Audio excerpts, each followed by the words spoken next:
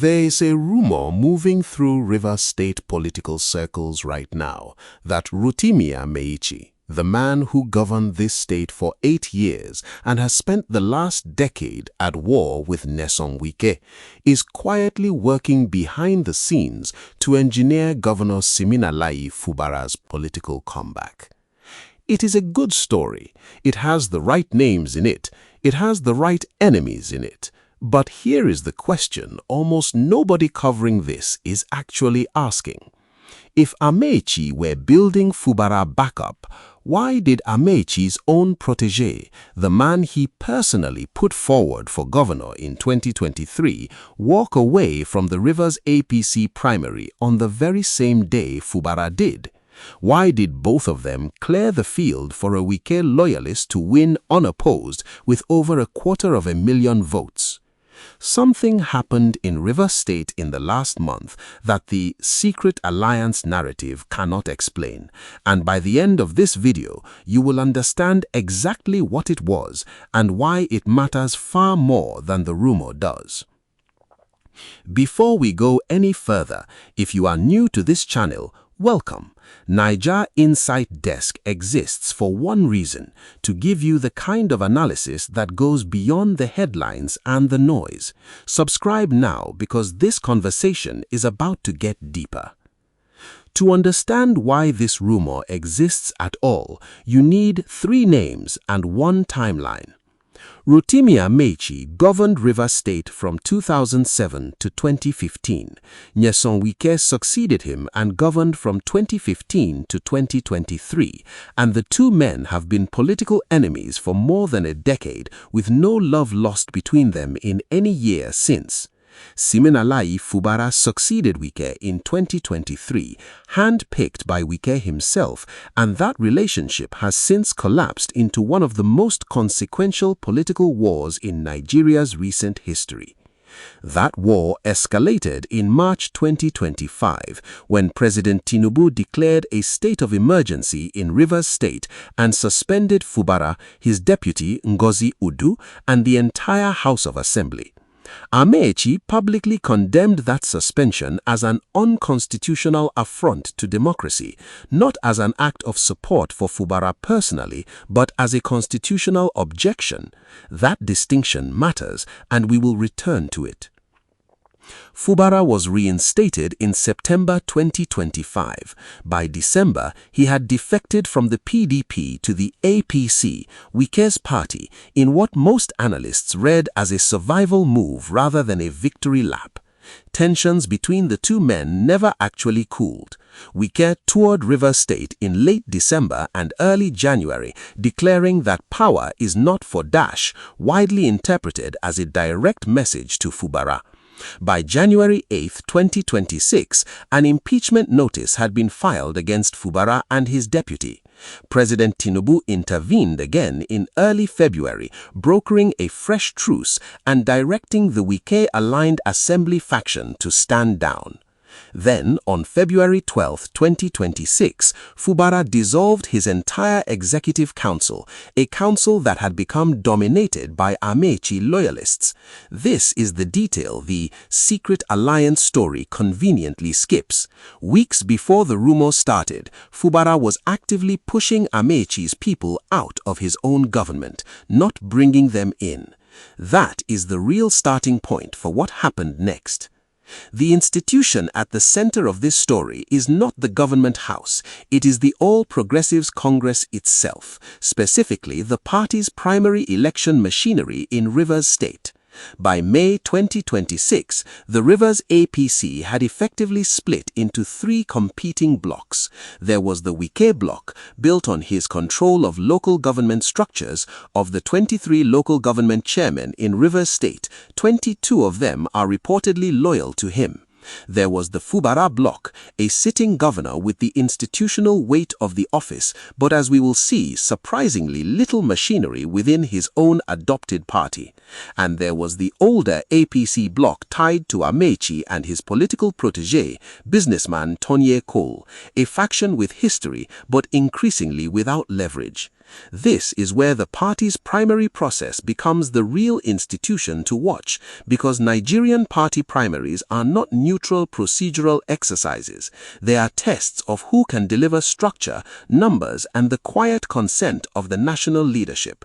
And in the days before the scheduled Rivers APC governorship primary on May 21, 2026, that test produced a result almost nobody publicly forecast. On Wednesday, May 20th, Governor Fubara withdrew from the primary. In a personally signed statement, he framed it as sacrifice. Rivers State is bigger than any individual, and at this critical moment, the peace, stability, and unity of our dear state must take precedence over every personal interest. He pledged support for whoever the party selected. Hours later, Tonye Cole, Amaechi's longtime ally and the man Amaechi had put forward as APC candidate in 2023, also withdrew, citing party unity. A third aspirant, Dax George Kelly, followed within the same 24-hour window. With all three gone, Kingsley Chinda, the House of Representatives minority leader, a kinsman of Wike's and a longtime Wike ally, won the primary unopposed with 268,497 votes. 3 blocs entered that window. 1 bloc walked out with the ticket. The other 2 walked out with nothing. That is not the shape of an alliance. That is the shape of a consolidation. So who actually gained from this and who actually lost? Wike is the unambiguous winner. He now has a kinsman and loyalist as the APC's official 2027 governorship candidate in Rivers State, backed by his control of local government structures and, by most accounts, the tacit support of the APC's national leadership. Multiple outlets reported that Wike personally visited Port Harcourt in the days before the primary, signaling his support for Chinda before the withdrawals were even announced. That timing is itself worth noting. It suggests the consolidation was negotiated before it was publicly staged. Fubara is the most complicated figure in this outcome. His withdrawal was framed by his own statement as principled sacrifice, but his position going into the primary was genuinely weak. Despite defecting to the APC in December 2025, he was reportedly never formally received by the APC's national leadership, and his relationship with the Rivers APC state executive remained strained throughout. Some critics, including human rights lawyer Chitam Nwala, who was quoted reacting to the withdrawal, went further, alleging Fubara was never seriously contesting the primary at all. Whether that reading is fair or not, the structural fact is this. A sitting governor walked away from his own party's nomination for a second term in a state where his predecessor controls almost every local government chairmanship. Amaechi and Cole are the quiet losers in this story, and this is the part the secret alliance framing gets backward. If Amaechi's bloc had genuinely been working with Fubara toward a shared comeback, Cole staying in the race to contest Chinda directly, or at minimum extract a concession, would have made more strategic sense than an unconditional withdrawal on the same day as Fubara's. Instead, Cole's exit reads as a faction recognizing it lacked the local government structure and federal muscle to win, choosing an orderly retreat over a public defeat. What does this signal about 2027? It signals that the Rivers APC, at least for now, is Wike's party, not Fubara's and not Amaechi's. The comeback question is not whether Amaechi is building Fubara up, it is whether Fubara has any path back to relevance inside a party structure that just consolidated decisively against both him and the bloc rumor says he is allied with. Rivers State is not a footnote in Nigerian politics. It is one of the country's most strategically important oil-producing states, and what happens to its federal-state power balance has consequences beyond its borders.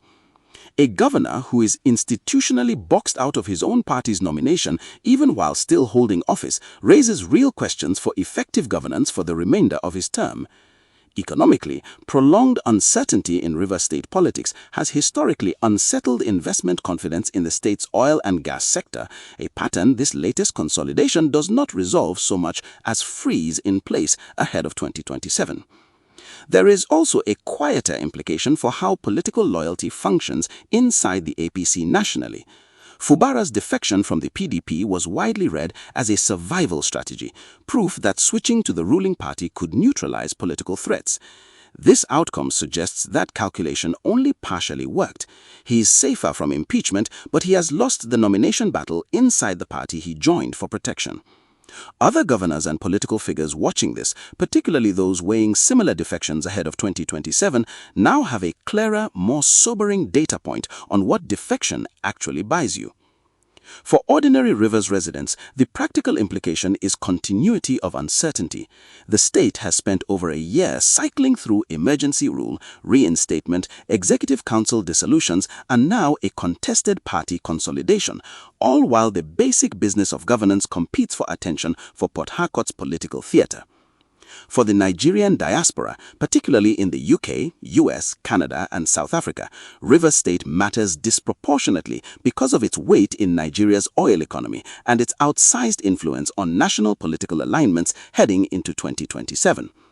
Investors and diaspora stakeholders with ties to the Niger Delta watch Rivers State political stability as a proxy indicator for broader Nigerian governance risk. This also fits a broader continental pattern worth naming directly: the use of party primary mechanics rather than open electoral contests as the real arena where Nigerian political power gets allocated. EWOAS and international observers tend to focus on general elections, but outcomes like this one in Rivers State are decided months earlier inside party structures that operate with far less public scrutiny than the ballot itself. Let's steelman the alliance theory before dismissing it. Its strongest version isn't that Amaechi and Fubara are working together openly, it's that both men share a common enemy in Wike. And in Nigerian politics, the enemy of my enemy alliances do sometimes form quietly, without public confirmation, precisely because neither side wants to be seen admitting weakness. Under that reading, the simultaneous withdrawals could be interpreted as both camps recognizing they couldn't win separately, with an unspoken understanding to live and fight another day rather than be humiliated at the ballot box. That is a coherent theory, but it requires us to ignore the most basic incentive problem.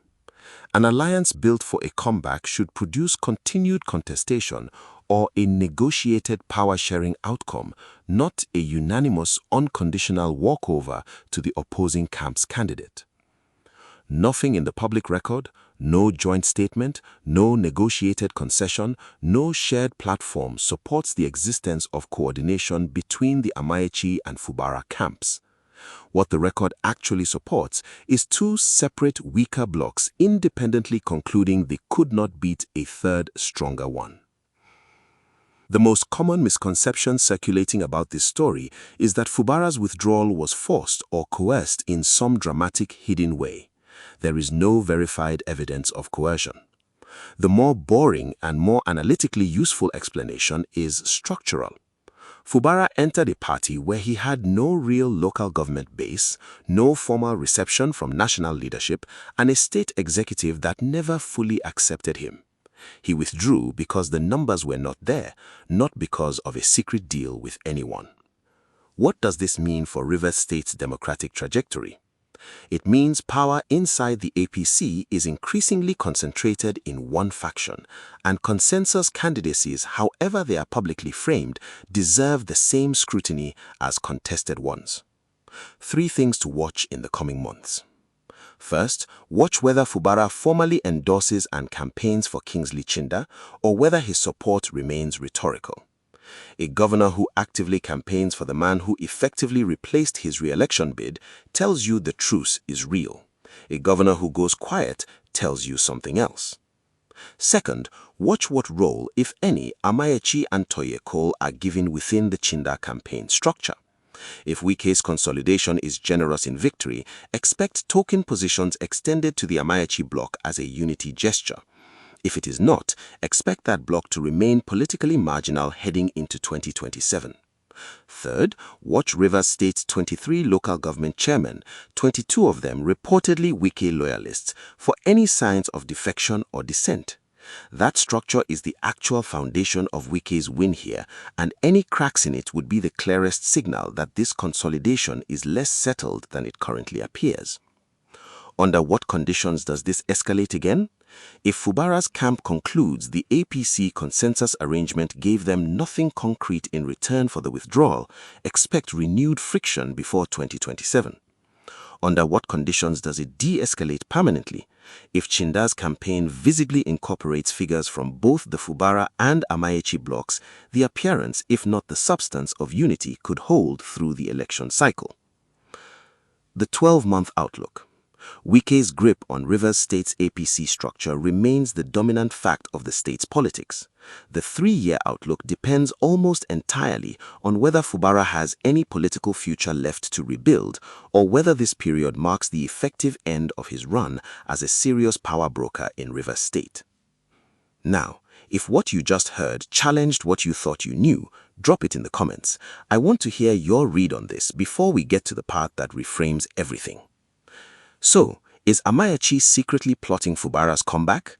Based on everything verifiable in the public record, no. What actually happened is closer to the opposite. Both men's political blocs were simultaneously squeezed out of the Rivers APC governorship race by a Wike-aligned consolidation that neither was strong enough to resist. That is not a less interesting story than the rumor. It is a more useful one because it tells you who genuinely holds power in Rivers State heading into 2027, and it is not the man the headlines say is secretly plotting anything. I'll leave you with this. Rumors about secret alliances are easy to spread because they flatter our instinct for hidden drama.